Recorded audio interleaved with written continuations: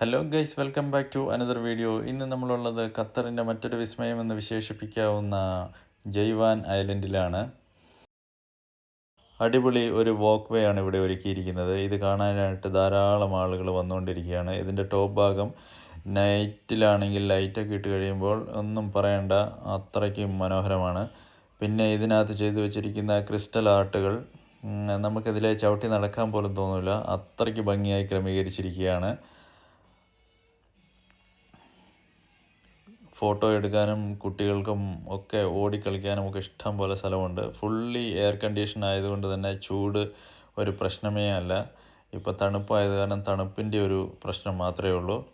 ഇതിൻ്റെ ചുറ്റും crystal ബിൽഡിങ്ങുകളാണ്, luxury അപ്പാർട്ട്മെൻറ്റുകളാണ് ഇതിൻ്റെ ചുറ്റും ഒരുക്കിയിരിക്കുന്നത്.